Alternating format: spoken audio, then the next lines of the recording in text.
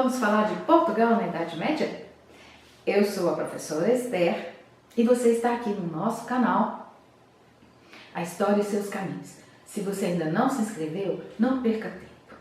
Inscreva-se, siga os nossos temas, são temas atualizados, bem juntinho com o que você estuda ali na escola, ok? E você, se é pai, se é mãe e está tentando se atualizar, fique à vontade. Aqui é para todos, é um espaço para todos. Para quem gosta de história, para quem precisa aprender, para quem quer relembrar. E tem um segredinho. Para você que acha que não gosta de história, fique com a gente. Eu tenho certeza que seguindo por esse caminho, você vai passar a gostar. Bom, e nós vamos então seguir para o nosso tema de hoje. O nosso tema de hoje é Portugal na Idade Média. Quando a gente fala de Portugal, esse tema aparece em todas as disciplinas da escola. Se a gente for pensar, aparece em sociologia, quando o seu professor está falando de formação cultural brasileira. Aparece nas linguagens, quando a sua professora de português vai tratar de redação, de literatura e até de gramática. Aparece em geografia, quando o seu professor está falando sobre as penínsulas. Portugal fica uma península, Península Ibérica, né? Ou quando vai falar de cartografia, né? Os portugueses foram muito bons para desenvolver a cartografia ali ainda na Idade Média e na Idade Moderna, né? Quando você vai falar de matemática, você acaba falando dos portugueses, porque como os portugueses desenvolveram a navegação sem matemática? Então, os portugueses aparecem em tudo aí, mesmo até pela nossa formação. Daí, para nós, tem uma importância muito grande estudar temas relacionados aos portugueses, né? Bom, então hoje, em História, nós vamos falar dos portugueses ainda na Idade Média, tá? No geral, nas disciplinas, nas aulas de História, o seu professor, sua professora, quando eu falar de Portugal e dos portugueses em si, ele acaba lembrando ali dos portugueses na Era Moderna, mas alinhado com o tema as grandes navegações, né? E nós aqui hoje vamos falar um pouquinho antes disso. Como nasce Portugal? Como surge Portugal? Né? Você já deve ter visto também, às vezes, seu professor falar, em algumas vezes, se é que você já teve essa aula, né? Você já teve esse tema, seu professor fala, os portugueses nasceram da Guerra da Reconquista. Guerra da Reconquista. Vamos ver que reconquista é essa, ok? Mas antes disso, eu tenho um texto que eu gostaria de ler, que eu acho muito interessante, que se refere aos portugueses. Bom, eu achei esse texto num dos livros que eu li há muito tempo atrás, estudando história. Eu adoro estudar a história dos portugueses. E aí, dizia lá no livro que o autor é do século XVII, olha só, e que é desconhecido. Mas eu achei tão interessante que eu guardei, fiz uma anotaçãozinha e guardei. E eu vou ler aqui agora, olha só. É um povo tão guerreiro que nasceu com a espada na mão. As armas lhes deram o primeiro berço. Com armas cresceu, delas viveu e vestido delas como um bom cavaleiro. Há de ir para a cova. Gente, essa pessoa entendeu direitinho a história de Portugal, ou pelo menos o surgimento de Portugal, porque os portugueses foram muito guerreiros. Quer ver como? Então vamos lá. No século VIII, né, lá para 711, a Península Ibérica foi invadida pelos Omíadas, tá? Omíadas eram um grupo, né, um califado dos Omíadas. Califado é como a gente falar um reino muçulmano, tá? Os muçulmanos, né, Omíadas, invadiram a Península Ibérica, eles estavam ali no norte da África, subiram, atravessaram o estreito ali, que depois até ganhou o nome de Estreito de Gibraltar, por conta dessa ocupação, e dominaram toda a Península Ibérica. Mas tem uma coisa aí, os muçulmanos ocuparam a Península Ibérica, mas ela estava ocupada. Existia ali um povo daquelas invasões bárbaras, né, que tinham ocupado aí no século IV, os visigodos. Os visigodos, que estavam aí há 4 séculos, já tinham se tornado cristãos. Não gostaram nada, né? Mas Como os muçulmanos estavam mais fortões nessa época, o que eles fizeram, esses visigodos agora cristãos, né? Fugiram para o norte e ali formaram 4 reinos, né? É bom a gente sempre pontuar esses reinos, porque é muito importante para a gente ver qual é a função desses reinos nessa reconquista, ok?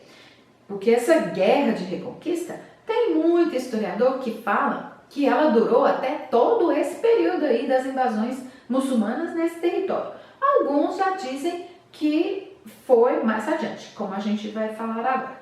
Bom, e quais são esses reinos que eu estou me referindo, que se formaram de cristãos que ficaram mais ao norte, né? Coagidos e empurrados pelos muçulmanos? É o reino de Leão, o reino de Castela, o reino de Navarra e o reino de Aragão. Bom, durante esses 3 séculos de ocupação, os cristãos sempre apanhavam muito dos muçulmanos. Eles não ficavam quietos, criavam sempre, tentavam, né, se livrar ali dos muçulmanos.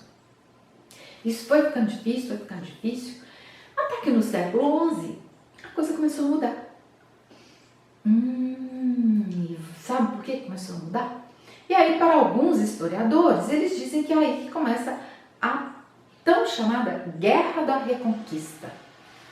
Tá dando para perceber, né? Reconquista do quê? Reconquista de um território, tá? Então, no século XI, um desses reinos já estava um pouquinho mais estruturado, mais organizado, mas não é que tinha apanhado até aí, tá? Mas o rei desse reino, que é o reino de Leão, né? O rei desse reino, que é Afonso VI, teve uma ideia. Eu vou contratar 2 cavaleiros. Eu já tinha ficado sabendo de 2 cavaleiros que eram muito bons em guerra. Vale uma observação aqui. Nós estamos ainda, esse período ainda é a Idade Média, né? Contratava-se muito cavaleiro e os cavaleiros queriam guerrear para ganhar o quê? Prestígio, posição, terras. Terras na forma de feudo, né? Bom, então Afonso VI contratou 2 cavaleiros francos. 2 cavaleiros francos. Olha só que interessante, né? Franceses já. Bom, esses cavaleiros eram primos. Um chamado Henrique e o outro Raimundo. Eram primos e a assinatura deles era Borgonha. Muito bem. E não é que os cavaleiros tiveram sucesso? Conseguiram retirar da mão dos muçulmanos o condado portucalense. Nossa, Afonso Henrique ficou muito satisfeito. Muito satisfeito. Tão satisfeito que deu terras e as próprias filhas para casarem com os 2 rapazes. Bom, é triste, né? Nessa época, as filhas dos reis, elas eram sim elementos que serviam para se fazer alianças entre os reinos. Casava-se uma princesa com um futuro rei, com um futuro príncipe, com um vassalo, para que ali tivesse uma harmonia, uma paz. Bom, então, dessas filhas, uma chamada Teresa, casou-se com Henrique, que ficou com presente em terra com o condado portucalense.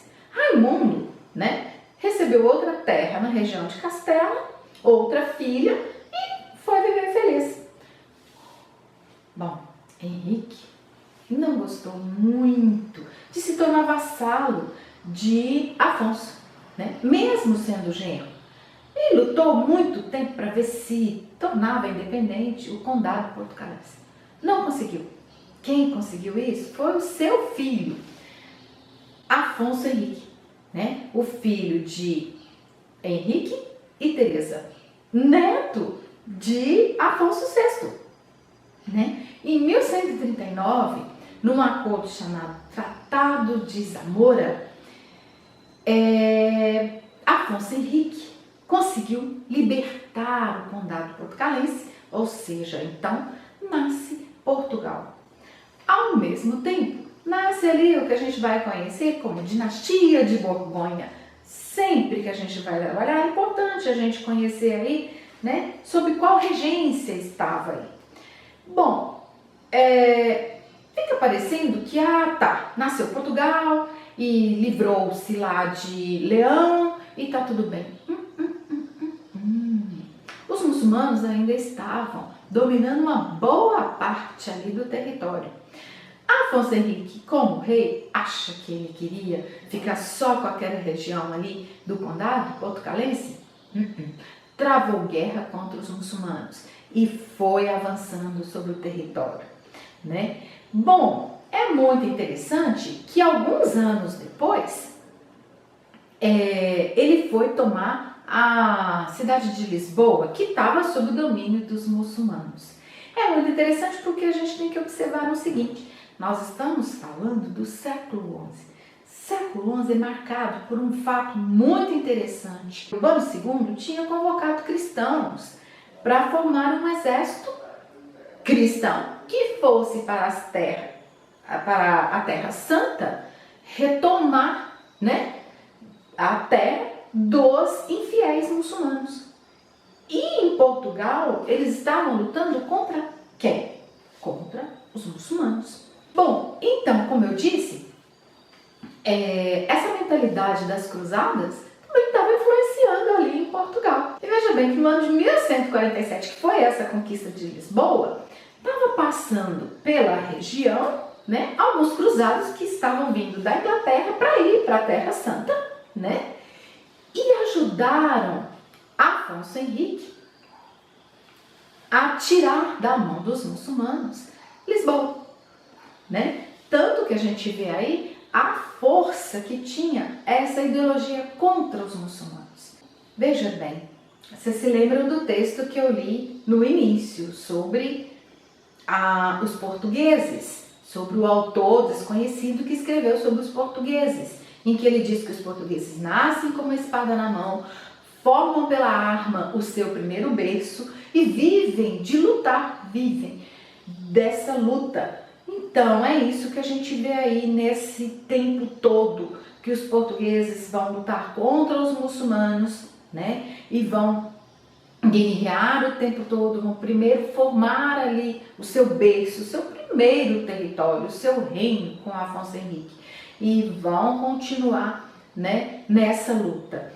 Bom, Portugal só vai se ver definitivamente livre e independente quando abre todo o território e tira dali todos os muçulmanos, né? Isso só vai acontecer em 1249. Bom, a gente tem sempre a ideia de que, bom, tornou-se livre ali dos muçulmanos, né? Fez então a reconquista? Parte dela, né? Porque a guerra da reconquista ela ainda vai continuar até o século XV, né? Com outros reinos que vão desenvolvê-la. E para você, e às vezes, né, a gente pensa que correu tudo bem a partir de agora. Agora Portugal vai deslanchar. Nem tanto assim. Lembra do autor que eu li, que disse que os portugueses continuaram a viver das armas? Pois é, acabou a guerra com os muçulmanos, eles agora tinham que enfrentar os seus vizinhos. Castela cresceu, né? Uniu-se a Leão e queria agora que Portugal também unisse a eles, que ficasse submissa aos seus mandos. Os portugueses, que queriam um reino independente, né, com suas próprias leis, com seu próprio rei, com sua própria economia, não estavam muito afim de voltar aí a pertencer a outro reinado, né? Não queria ser vassalo, mas não queria ser suzerano, queria tornar um novo formato, né? Se você gostou, tem mais história aí, porque nós vamos parar por aqui. Um segundo capítulo dessa história, que a gente vai gravar num outro vídeo, eu vou contar para vocês o que foi que aconteceu aí por mais um tempo em relação a essas disputas. Ok? Fique com a gente e até uma próxima.